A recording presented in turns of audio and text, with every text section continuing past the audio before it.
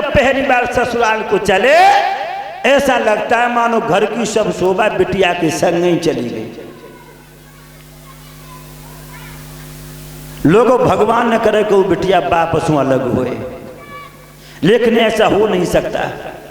पैदा हुई थी बिटिया, उसने बाबलू बना दिया। पढ़ा लिखा के बापन जब बेटी को बड़ा किया, धूमधाम से बापन जब बेटी का ब्याह किया और रोए रोए के लाड़ों को जब घर से विदा किया तो गाड़ी में बिठाते बिठाते बाप के मुंह से निकल गई कि आज हमने गंगा नहा लिया। लोगों से बात क्यों निकल जाती है? भाई गंगा नहाने तो हम तब जाते, चलो कोई हमसे पाप हो गया, चलो गंगा नहाए। क्या लड़की पाप है जो बाप ऐसे बोलता है कि अपनी बिटिया की शादी कर देता है कि आज हमने गंगा नहा ली? मेरे भाइयों, यहां पर लड़की थोड़ा सा पाप है। लड़की पढ़ने जा रही स्कूल में, किस कमीन कुत्ता ने उससे कुछ कह दिया, सारे गांव में आग लग गई कि फलाने की बिटिया छेड़ दी।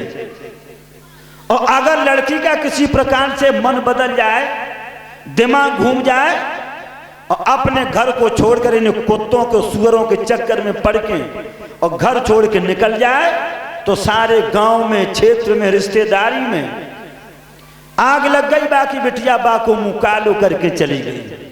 तभी तो बाप कह देता कि आज हमने गंगा नहा ली, जाको कर्जा तो सो अदा कर दो, जाकी धरोहर अति बाय सौंप दी, आज हमने गंगा नहा ली। मेरे भाइयों, देवकी बहुत रोई,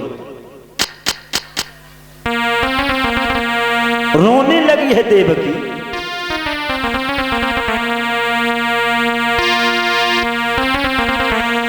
ससुराल को चली,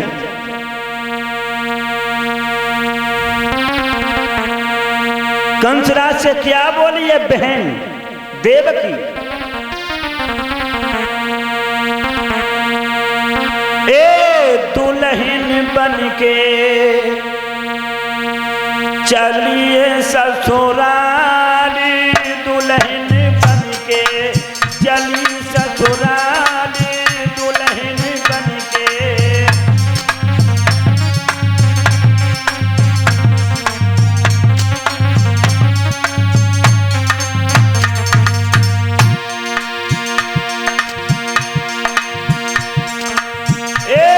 चलिए ससुराली, दुल्हन बनके।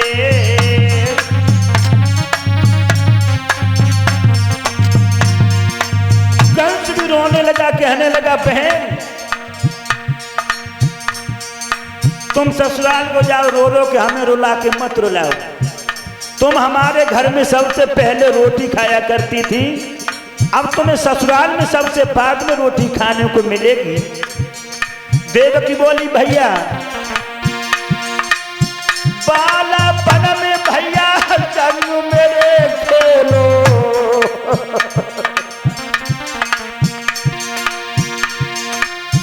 आज कोई दुनिया में धर दो अकेलो। चले भाई सबको विसारे, दुल्हन बनके चली ससुराली, दुल्हन बनके।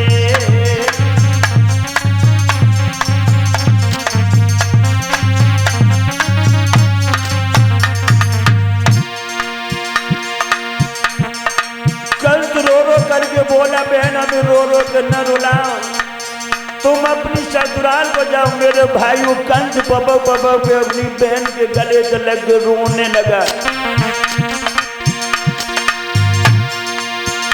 कंसराज बोला बहन सासू ननद को सेवा ते भरियो,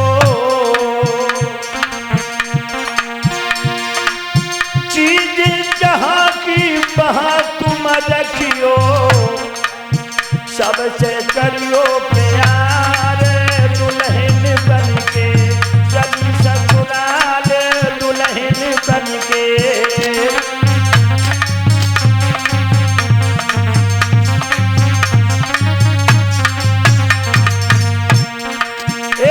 चली हूँ ससुराल, दुल्हन बनके।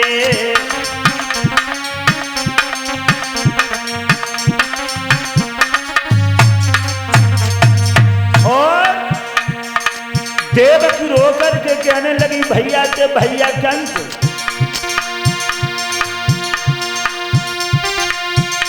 ए रक्षा बंधन पे मेरे घर आइए। भैया तुम चले आना हमें लेने के लिए, रक्षा बंधन पे मेरे घर आइए। लाड प्यार से हमें बुलवाइए, निभाए दे सतपाल दुल्हन बनके, चली ससुराल दुल्हन बनके।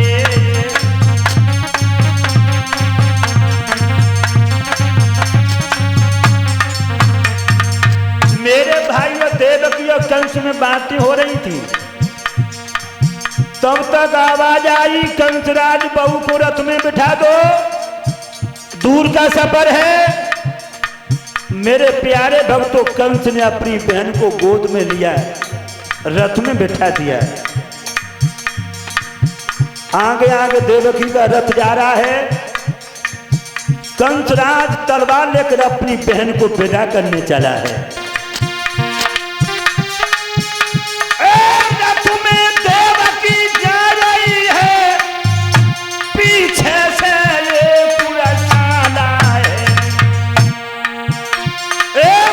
के पीछे कंसराज वसुदेव कुमार का साला है।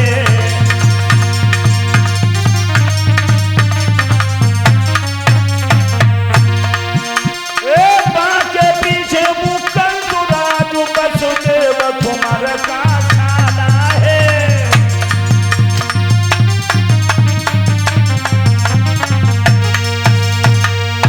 मथुरा नगरिया से 3 खेत की दूरी पे रथ निकल पाया।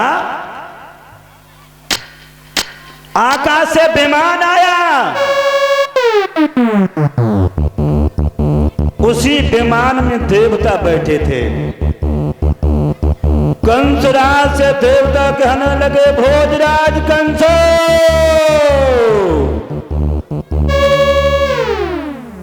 कंसराज ने ऊपर को देखा।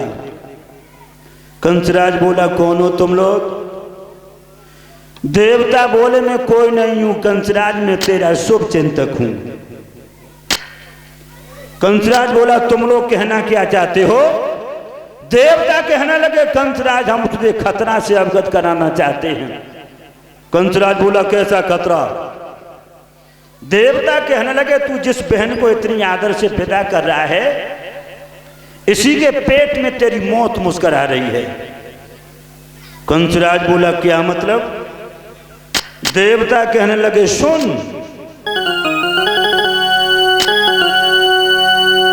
इसका 8वां पुत्र होगा, देवों का मान बढ़ाएगा, देवों का मान बढ़ाएगा।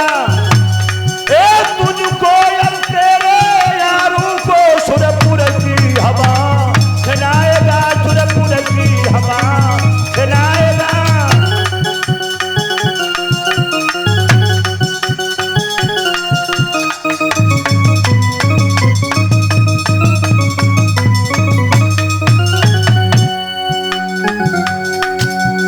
कंसराज से देवता कहने लगे कंसराज इसका 8वां पुत्र होगा, देवों का मान बढ़ाएगा। तुझको और तेरे यारों को सुरपुर की हवा खिलाएगा, सुरपुर की हवा खिलाएगा।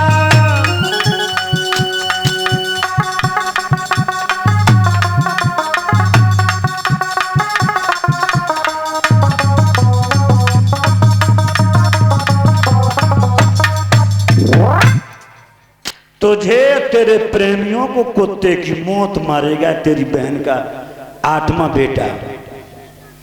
मेरे भाइयों देवता इतनी कह करके खिसक गए। कंस को इतना भयंकर क्रोध आया, रथ के पहिया भी जमीन में धंसा गए।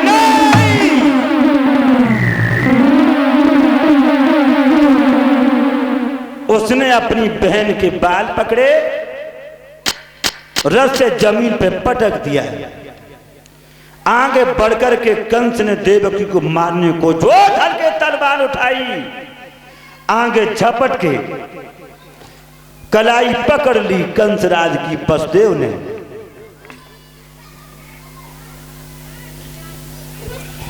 हे भोजराज कंस, वसुदेव हमारी कलाई को छोड़ दो।